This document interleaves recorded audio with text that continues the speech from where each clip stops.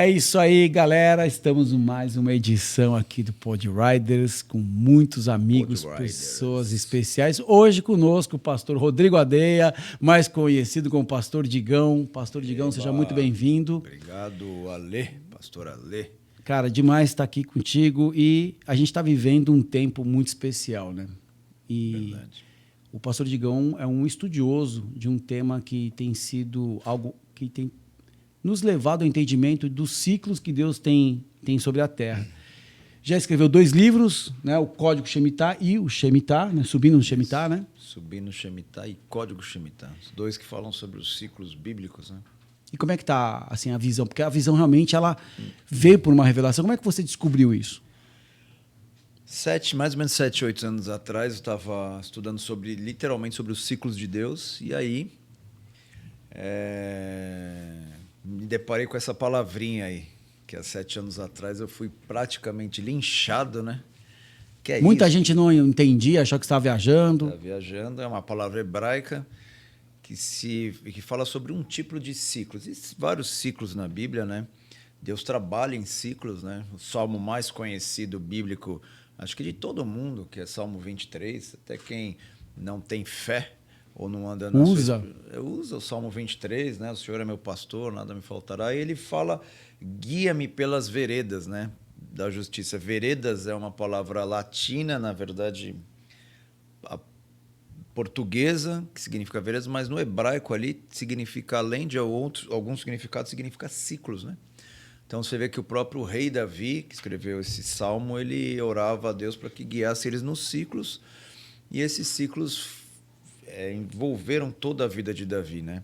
Quando a gente entende biblicamente, desde Gênesis até Apocalipse, esse ciclo de Shemitah, ele sempre esteve presente, né? Então é um ciclo que a Bíblia chama de ano sabático, acho que o pessoal conhece bastante isso. É muito falado do sabático, mas não nesse termo. Eu vou tirar um ano sabático, isso virou até um pouquinho de moda, né?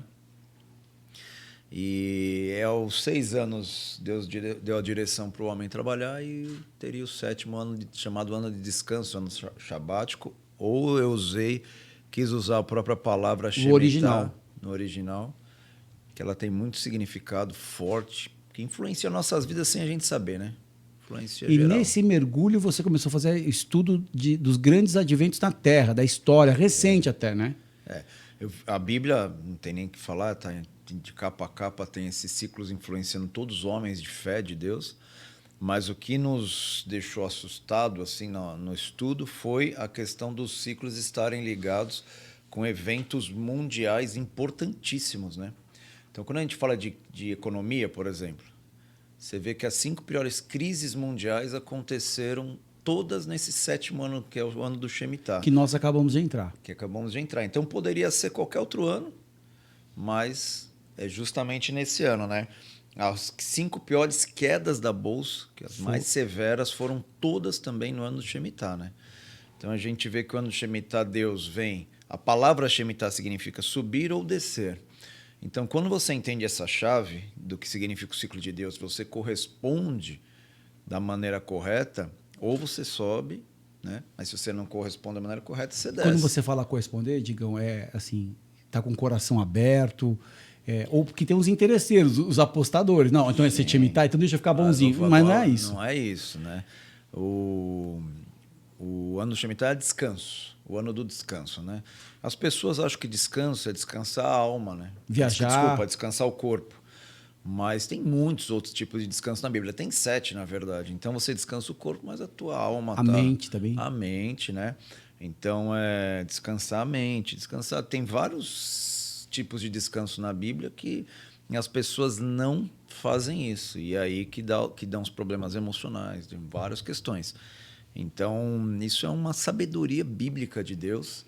Então, na verdade, é você ter confiança, andar por fé, né? Descansar na palavra de Deus. Então, isso é uma grande dificuldade do homem. Existe um texto bíblico que o apóstolo Paulo escreveu, Romanos 4, ele fala, esforcemo-nos para entrar no descanso. Então, não é simples você andar por fé, você andar em confiança a Deus, né? Na verdade, o Shemitah nos chama a isso, a restaurar nossa comunhão com Deus, para nós voltarmos a confiar na palavra dele, que é o que refrigera a nossa alma, que é o que nos deixa em segurança, que quando nós saímos desse descanso de Deus, nós vemos as pessoas ansiosas, angustiadas, preocupadas, não descansando, na certeza de que Ele cuida de nós, né? Ele cuida O de que é nós, legal, né? assim, que começou um movimento até no Instagram, né? No YouTube, mais no Instagram, nas lives que você começou a fazer, que era uma escola de oração, que é o Sim. Digão tem uma chamada para intercessão, é o nosso líder nacional de intercessão, que lá atrás foi o desbravador do assunto. isso aí. Nós somos frutos disso. O pastor Digão gerou a igreja de Porto Alegre. E lá desde São Paulo já nos ajudava bastante, eu e a Valéria, então a gente tem muita gratidão. Mas aí essas lives que eram direcionadas para escola de oração, né, que é o teu rio, né, de ensino também muito nessa área, só que aí migrou para aquelas lives, né, porque estava no meio da pandemia, todo mundo curioso, e aí foi muita gente, atraiu a atenção de muita gente, acabou sendo algo maravilhoso, né, cara? Sim, foi algo muito forte, porque as pessoas estavam todas em casa. Preocupadas, Né? Então, foi Os bom sinais. porque tem os seus exageros, né? Você já pensa que o mundo vai acabar o mês que vem, cenário apocalíptico. Então, foi bom também para pôr um equilíbrio na galera, né? Porque a galera já... Se voltar a Deus também, né? E palavra, né? Nossa resposta sempre na palavra. Então, e tem aqueles que estavam bem distantes também, né, do Senhor, e todo mundo ficou meio assustado. Sentiu uma e sacudida, começou a né? voltar aí essa pandemia que deu aí. Então, e aí começou. E como eles começaram a se interessar pelo Shemitah, então... Era de quarta-feira a escola de oração. E sexta, aí ficava as lives de escatologia e muita Shemitah também, que eu falei. Foi ali muito. que você lançou o segundo livro, né? O Código Shemitah, né? Foi que está sendo, graças a Deus, um sucesso no sentido bom, que a galera está buscando esse conhecimento, né? Foi uma loucura, assim. Aí, o outro ano, 7 anos atrás, foi mais difícil porque... É novo, né? É novo, mas agora o pessoal já entendeu sobre os ciclos, a gente tem E você tem nessa falado, né, tecla. Digão, do 7 de setembro lá atrás, né? E o que aconteceu no nosso 7 de assim, setembro? o Shemitah ele trabalha 3 áreas, né? As finanças, como a gente já citou aqui, trabalha a autoridade e o governo, que impérios sobem, impérios descem, reis, na história mostra isso, tudo no 7º ano, né? E espiritualidade também mexe muito, né? Então, há 1 ano atrás eu estou falando que esse Shemitah é uma data que oscila sempre, né? Por causa do calendário, que é diferente do nosso. É um calendário hebraico, um calendário bíblico, na verdade. E esse ano cairia 7 de setembro a data. Então, estou falando há 1 ano atrás, 7 de setembro vai entrar o ano do descanso, tal. E já começa... Sempre tem umas turbulências no ano do descanso. Confia em Deus, põe fé nele, vai dar tudo certo, né? E quando chegou 7 de setembro já... Foi aquela avalanche na rua, aquela... né? Uma comoção assim geral, né? Coisa muito doida que aconteceu já logo na transição, né? No último Shemitah, que foi 2014 e 2015, nós tivemos impeachment no nosso país. Foi isso mesmo, cara. Então, pra você ver Só como... foi uma coisa bem simples, né? Mudou o governo. A empresa de petróleo aí, que não nos patrocina aqui, né? Mas ela, entre as 10, sumiu no cenário. Assim. Sumiu. Foi uma loucura, escândalo, economicamente. Né? E espiritualmente, nós tivemos um fenômeno no último Shemitah muito interessante. Assim. Muitos adoradores, Houve um despertar. Alguns pregadores que tinham influência, alguns faleceram, mas outros foram tudo para fora do Brasil. Foi mais de 10 a 15 adoradores, pregadores, foi tudo de expressão nacional, né? Foi um negócio diferente, mas também Deus levantou muita gente também, né? Vê uma safra nova, né? Assim, a galera quando ouve esse assunto, começa a se preocupar, pô, o que eu tenho que fazer para acertar? O que eu tenho que fazer para não descer, mas para subir? Na verdade, é a entrega, é o descanso, é a confiança, né, Digão? O ano do descanso, como a gente falou, às vezes a pessoa quer descansar o corpo, né? Mas o descanso, se a gente pudesse resumir aqui, é o descansar em Deus, que não envolve só o descanso físico, né? Então, é uma atitude diária. Você andar por fé na palavra dele, descansar na palavra dele, né? Tem alguns códigos muito interessantes, por exemplo, no livro de Gênesis, que Deus nos fala sobre a criação. Então, 6 dias Deus criou tudo. No 7º dia ele descansou. É óbvio que Deus não descansa, né? A Bíblia nos diz que ele não dorme nem descansa o guarda de Israel. Por que ele descansou? Para nos ensinar que ele fez a criação. Tinha um caos, ele fez a criação, ele criou tudo que existe, tudo que há, e no sétimo dia ele descansou dizendo um recado, trazendo um recado para a humanidade, dizendo, olha, se um dia alguma coisa que eu criei der algum problema aqui, descansa. Então, na nossa vida é assim também. Quando alguma coisa não está muito legal, as coisas não estão andando como a gente imaginou, descansa nele, descansa na palavra dele. Coloca a tua fé, coloca as tuas preocupações nele. E esse descansar é algo poderoso. Na verdade, é muito diferente do que a gente tende, acho que é ficar quieto, esperando alguma coisa acontecer. Andar por fé é diferente, né? São atitudes que você dá, confia na palavra dele, mesmo sabendo que são muitas vezes loucuras, né? Então é esse descanso que a gente precisa ter, né? Na palavra de Deus, que é algo poderoso, né? Bom, galera, o assunto ele é extremamente importante. Então, o pastor Digão escreveu 2 livros, né? E ele fala muito do que ele falou que está nos livros. Tem coisas que ele tem novos estudos que ele tá realizando e vem novidade pela frente. Então, sim, quem quiser adquirir através do Letra Falada, você pode acessar lá e adquirir. É uma leitura importante, é uma leitura que desperta a gente para um tempo de busca, de transformação, e também é uma leitura interessante para a gente abençoar, porque as pessoas elas estão vivendo o cenário e não estão entendendo o que é interpretar esse cenário. E com o livro, com a literatura, com a pesquisa que foi feita, o cara fala, caramba, eu sei que isso é verdade. Por exemplo, a gente vê, eu deixei até alguns exemplos no livro, a gente vê a Primeira Guerra Mundial termina no ano do Shemitah. Termina. A Segunda Guerra Mundial começa no ano do Shemitah e termina no ano do Shemitah, 7 anos depois, né? Então, nós vemos que as guerras, a economia, a espiritualidade das nações, tudo ela trabalha no Shemitah. Brasil teve uma data muito importante, que foi 1889, que foi o ano do Shemitah. Nós deixamos de ser monarquia e viramos república, né? Já fala o Shemitah trabalha essa questão de autoridade de governo. O Shemitah, esse ano do descanso, Deus deixava alguns princípios, por exemplo, para libertar os escravos. Em 1889 tivemos, de 88 para 89, abolição. Teve a Lei Áurea no Brasil, né? E foi algo muito interessante, como fala de espiritualidade também, foi assinado a liberdade de culto na nação brasileira. Você não podia... Existia leis que você só podia cultuar, só podia participar da religião católica no Brasil, e qualquer outro tipo de manifestação religiosa não podia ser nem pública, nem divulgada, nada. Talvez na tua casa era permitido mais ocultamente, assim, mas não poderia ser expresso. Mas em 1889 foi assinado um documento também dando liberdade de culto para a nação brasileira. Então, hoje, o que a gente vê, por exemplo, do evangelho, do cristianismo, do protestantismo no Brasil, tem muito a ver num ano de Shemitah. Esse princípio espiritual. É como se o Brasil subisse espiritualmente nesse ano e somos uma das maiores nações evangélicas do mundo hoje. Né? Então, nós vemos que como essas datas... E poderia ter sido um ano antes ou um ano depois. Não, no ano do Shemitah. É o que você fala, né? Que é Deus assinando a história da humanidade. Da humanidade. É Deus colocando a marca dele ali, né? Um dos acontecimentos, eu estava até essa semana vendo alguns documentários sobre o 11 de setembro, né? E foi impressionante aquilo lá. Toda vez que eu vejo é um negócio muito forte. Só que as pessoas não sabem, por exemplo, que o 11 de setembro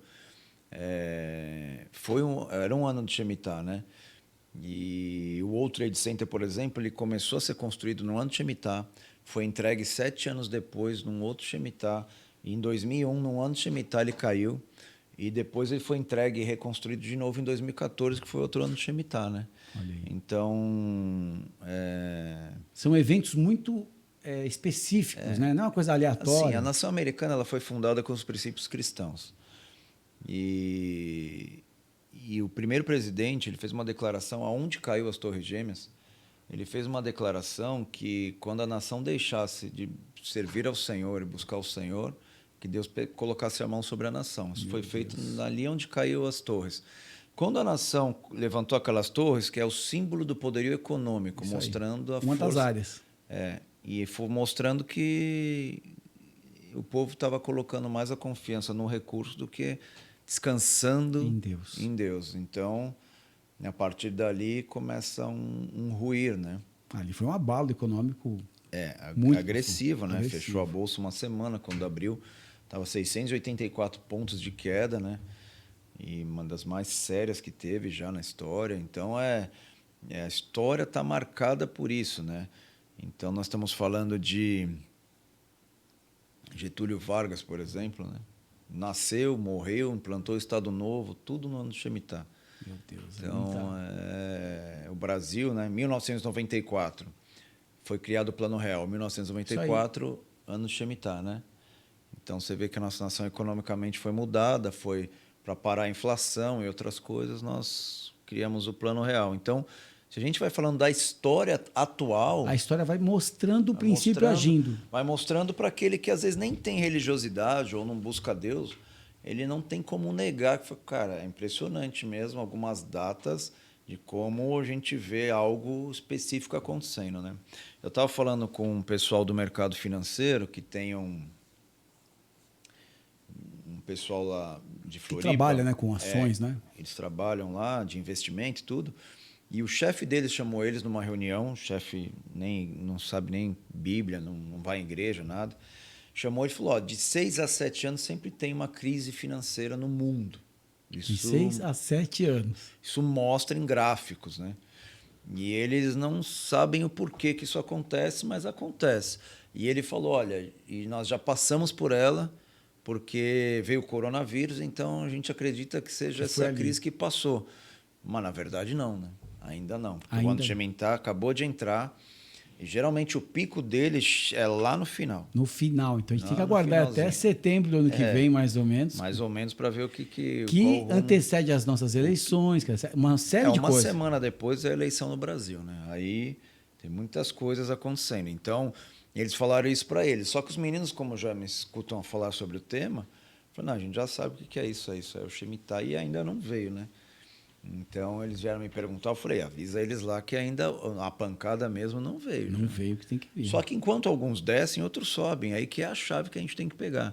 A gente dá uma resposta certa de descansar em Deus, essas 3 áreas da nossa vida vai ser muito afetada para o bem, né?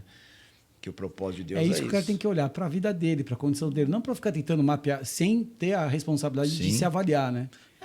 Deus quer levantar seu povo. Caminhos de e é a promessa paz, dele, promessa de nós entrarmos num descanso dele. Entrar no descanso dele é ele tocar essas 3 áreas de nossas vidas que às vezes precisa, né, de um toque. Então a história é muito impressionante assim quando a gente vê como que ela tocou, influenciou a história, né? Por exemplo, quando a gente para de descansar em Deus, a nação americana em 73 assinou, por exemplo, a lei do aborto. Falo normal aqui porque isso é história, né?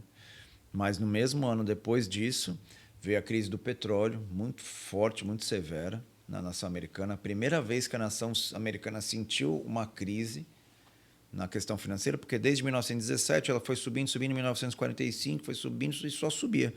Mas em 73, depois dessa atitude que foi tomada, né, em todos os distritos dos Estados Unidos poderia ter essa prática, nós vemos que é algo contrário a Deus e que ele fala contrário. E aí também depois os Estados Unidos foi para uma guerra pequena. Sim. Do Vietnã e foi uma catástrofe, né? Então, Diga, mudando um pouco de assunto, né, que você fala sobre o Shemitah, mas a tua vida ela passou por uma mudança, né? Que você descobriu a ultramaratona, né, Digão? Que foi, na verdade, uma necessidade ali em Floripa, vamos começar a correr, e era uma coisa sem muita pretensão e acabou virando... eu morava aqui em Porto Alegre, então... Jogava bola. Não tinha muita prática esportiva, de vez em quando... Tinha parado o surf, né, que você surfava. Parei o surf aqui em Porto Alegre, né? E aí, quando eu mudei para Floripa, ali é diferente, né? A cidade respira esporte, né? Então, o pessoal que me cercava ali era um monte de personal, uma confusão. E aí, um deles falou, vou cuidar de você, vou pôr você para correr. Eu falei, não consigo nem 2 quilômetros, como que vai ser isso? Aí eles, não, vai dar certo, vai dar certo. E foi indo devagarzinho. Aí eu comecei a fazer 5, comecei a fazer pouquinho, 7, 10. E de 10, ele falou, pastor, você tem o perfil de de longa distância. Você tem resistência e tal. Ele falou, vamos treinando. Aí foi 15, 14, 15, 21. Fiz a primeira meia maratona. Aquilo foi um auge, né? Meia maratona. E achava muito, muito distante, né? Mas aí fiz a primeira meia maratona e comecei a treinar. E aí fiz a maratona, a primeira maratona também, e aí comecei a pegar gosto. Só que aí eu comecei a conhecer a ultramaratona, que São lugares difíceis, né? tem as ultramaratonas no plano também, mas aí eu comecei a conhecer a ultramaratona nos terrenos de montanha, né? Então, aí eu comecei a fazer. Primeiro Duna, areia. Primeiro eu comecei a fazer com equipe, de 4, 8, dividi os trechos, que é 105, 110, 115 quilômetros, aí cada um fazia um pouco. E depois comecei a fazer em dupla, depois comecei a fazer solo, né? Aí o solo aí já é 105, 110, 115. Quantas horas? Uma prova dessa em montanha, eu já fiz em 22 horas. 22 horas. 23 horas, 24 horas, depende. Digam, assim, é um desafio da mente. Só cabeça. Porque cabeça. O corpo não... O corpo você já entregou, né? Uma vez eu fui na loja de suplemento, eu falei, eu faço corrida, maratona, precisava de alguma coisa para dar uma ajuda. Ele, vem cá, me levou num setor lá com suplemento de corrida. Aí ele falou, quantos quilômetros? Eu falei, para 105. Aí ele falou, esquece aqui. Ó, essa loja inteira, pode olhar a loja inteira, não tem nada para você aqui. Não tem o que fazer com você. E realmente é assim, cabeça, né? Cabeça que você vai superando, né? Então, e é montanha, muita subida, muito trecho de terra, então é bem complicado. Mas... E aí comecei a pegar gosto e fiz várias, né? Fiz várias dessa prova já. Se descobriu numa outra atividade, né, Digão? Então, e eu achava que era um negócio muito doido, mas eu vi que tem pessoas que conseguem se encaixar e fui.